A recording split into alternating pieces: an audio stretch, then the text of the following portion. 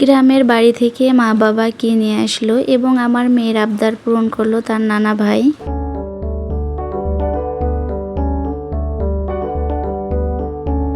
আসসালামু আলাইকুম, শুভ সকাল আমার প্রাণপ্রিয় আপু এবং ভাইয়ারা, তোমরা সবাই কেমন আছো? আশা করছি সবাই ভালো আছো। তোমাদের দোয়াই এবং আল্লাহর অশেষ রহমতে আমিও খুব ভালো আছি। আমার প্রাণপ্রিয় আপুরা, আশা করছি তোমরা আমার আজকের ভিডিওটি সম্পূর্ণ সাথেই থাকবা এবং ভিডিওটি দেখার আগে অন্তত একটা লাইক দিয়ে নিও।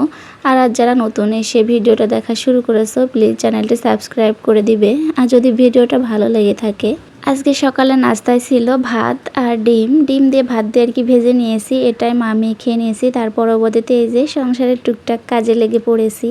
যেমন এই যে টেবিলটা কয়েকদিন ধরে মোছা হয় না, তারপরে এই যে আর কি একটু মুছে নিচ্ছি আর টুকটাক কাজ তো করে নিচ্ছি। তোমরা আমার সাথে থেকেও দেখতেই পারবা।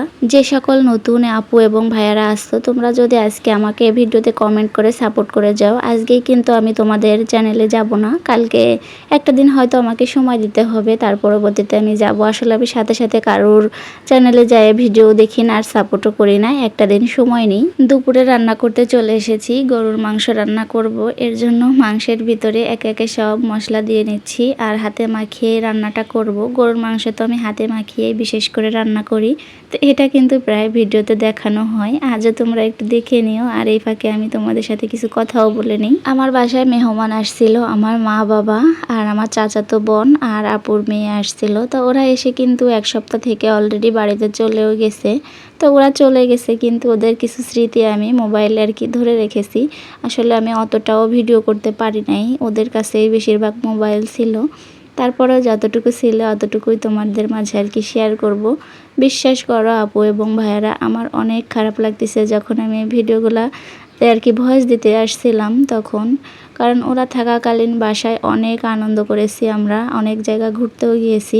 একে একে তোমাদের মাঝে অল্প অল্প করে আর কি শেয়ার করব, অতটা বেশিও আর কি শেয়ার করতে পারবো না। যাই হোক, তোমাদের সাথে কথা বলতে বলতে মাংসটা কিন্তু হাতে মাখিয়ে আমি বসিয়ে দিয়েছি আর এখন চুলায় দিয়ে দিয়েছি। আর এই যে মাংস থেকে যে পানিটা বের হবে, এই পানিটা আর কি টানিয়ে নিব। তার পরবর্তীতে আবার মাংসটা কষানোর জন্য পানি দিব। যাই হোক, এভাবে রান্না করে নিব। তোমরা তো সবাই পারো মাংস কিভাবে রান্না করতে হয়, তারপরেও একটু বলে দিলাম। মা আর বাবা বছরে একবার চিটাগাং বেড়াতে আসে, সাথে করে আপুরা আসলে আসুক, না আসলে ওনারা দুইজনই আসে। কিন্তু এবার চাচাতো বোন আসছিল দুইজন আর আপুর মেয়ে আসছিল। তবে ওনারা যেবারে আসে না কেন, বিশেষ করে আমার বাবা থাকতেই চায় না। এখানে আসলে নাকি ওনার শরীর ব্যথা হয়, পানি খেতে পারে না, গ্যাসের প্রবলেম হয়, তো এর জন্য থাকতে চায় না। তারপরও জোর করে প্রতিবারই এক সপ্তাহ করে রেখে দিই আর বলে যে আমাকে তাড়াতাড়ি তোরা টিকিট কেটে দে, আমি বাড়িতে চলে যাব, আর কিন্তু থাকলে বাঁচবো না। তো এবারও এরকম করছিল, তারপরে এক সপ্তাহ পরে টিকিট কেটে দিছি।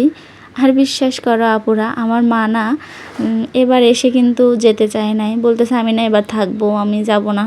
তারপরেও আমার বাবা আর কি জোর করে নিয়ে গেছে, যে বাসায় তো উনি একা থেকে রান্না করে দিবে, এই চিন্তা করে আর কি নিয়ে গেছে জোর করে। তো যাওয়ার পরেও বলতেছে তোরা যে আমারে কেন পাঠিয়ে দিলি, আমার ভালো লাগতেছে না। বাড়ি থেকে মা বাবা কি এনেছিল তাও একটু করে তোমাদের মাঝে শেয়ার করি। এই যে লতি নিয়ে এসেছিল অনেকগুলা, বেছেই নিয়ে আসছে বাড়ি থেকে, যে আমার কষ্ট হবে, একা একা হয়তো পারবো না। তারপরে গাছের মরিচে যে দেখো অনেকগুলা মরিচ এনেছে, কিন্তু দেখো মরিচগুলো না নষ্ট হয়ে গেছে বেশিরভাগই, অনেক দূর থেকে এসেছে তো এর জন্য আর কি হয়তো। আর নারকেল এনেছে 3টা, সেই সাথে কুশি, ধুন্দল এবং বেগুনও নিয়ে এসেছে। এগুলো আমাদের নিজেদেরই গাছে, বাড়িতে অনেক সবজি হয়। আসলে বাড়িতে তেমন কিনে খাওয়া লাগে না, মাছও তেমন কিনে খাওয়া লাগে না। পুকুরে মাছ আছে, মাছ আনতে পারে নাই, যে অনেক দূর হয়তো নষ্ট হয়ে যাবে। এরপরে কি শাকও জানিয়ে এনেছে তোমাদের দেখালাম। এই তো কলা নিয়ে এসেছে 2 প্রকার, আম নিয়ে এসেছে অনেক। আবার যাই হোক, অনেক বড়টা কাঁঠালও এনেছে। আসলে দেখো ভজ দিতে গেলে কেমন জানি লাগতেছে আজকে আমার। পাশে একটা ভাবি আছে, উনি হয়তো মরিচ টালতেছে, মরিচ ইরিশে আমার দম আটকে আসতেছে কেমন জানি। তারপরেও কষ্ট করে দিচ্ছি ভয়েস, কারণ কিছুক্ষণ পরে আমার ভিডিওটা আপলোড দিতে হবে।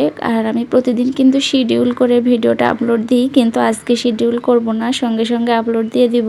আর এই যে দেখো কত বড় একটা কাঁঠাল নিয়ে এসেছে, যে মনে হয় 20 জন মানুষও খেয়ে শেষ করতে পারবো না। তারপর অনেককেই দিয়েছিলাম কাঁঠাল, তারপরে যতটুকু ছিল খেয়েছিলাম, একটু নষ্ট করে ফেলে দিয়েছি।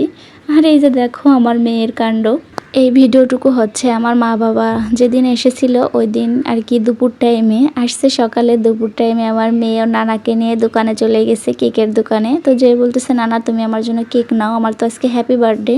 তো আমার বাবা বলতেছে কি, তোমার তো আজকে হ্যাপি বার্থডে না, দেরি আছে এখনো আপু, তা তুমি আজকে কেক কেন খাবা? তা বলতেছে তাহলে তোমার বার্থডে পালন করব, তাহলে একটা নিয়ে চলো। যাই হোক, আমাকে তো আমার বাবা ফোন দিয়ে বলতেছে তোর মেয়ে আমাকে কেকের দোকানে নিয়ে আসছে, তো কি কেক নিলে ভালো হবে একটু বল। তারপরে আমি বলে দিলাম ওর যেটা পছন্দ হয় ওটাই নিয়ে আসো। যাই হোক, এই কেকটা নিয়ে এসেছিলো 1 পাউন্ডের, 550 টাকা নিয়েছিল। মেয়েটা কেক এনে তো বাসায় অনেক খুশি, ওর নানাকে নিয়ে কাটলো। ওর নানাকে তো খেতেই দিবে না, বলতেছে আমি খাবো, তুমি খাবে না, তুমি চুপ করে থাকো। তার পরবর্তীতে ওর নানাকে দিল, সবাইকেই আর কি দিয়ে খেয়েছিল, আর সবার মুখে মুখে একটু মাখিয়েও দিল। এত যে ঢং করতে পারে রে বাবা, ওকে না দেখলে বোঝাই যাবে না। আর এত কথা বলতে পারে আমার মেয়েটা, বাহিরের কেউ হঠাৎ করে দেখলে বুঝতেই পারবে না যে ও এত কথা বলতে পারে। যে ওর নানাকে ওর নানিকে একটা সপ্তাহের ভিতরে ঠিকমতো ঘুমাইতেও দেয় নাই, আর একটা সপ্তাহের ভিতরে দিনে তো ঘুমাই নাই, সারা দিন জায়গায় আছে। আবার রাত্রে 10টা বাজে 11টা বাজে ঘুমাইছে, এমনও দিন গেছে যে সারা দিন সারা রাত আর কি ঠিকমতো ঘুমাইতে পারি নাই। তো যখন দেখতাম যে ব্যাটারি লো, তখন আর কি একা একাই ঘুমাই যাইতো, খাওয়া দাওয়া কিচ্ছু লাগতো না, এমন অবস্থায় ছিল। যখন ওর নানা নানি চলে গেল অনেক কান্না করেছে। ও তো বলতেছে সবার নানা নানি এসে অনেক দিন থাকে, তোমরা কেন চলে যাবা, তোমরা আর কয়টা দিন থাকো। যাই হোক, কথা বলতে বলতে ভিডিওর একদম শেষ প্রান্তে চলে এসেছি। সবাই ভালো থাকবেন, আল্লাহ হাফেজ।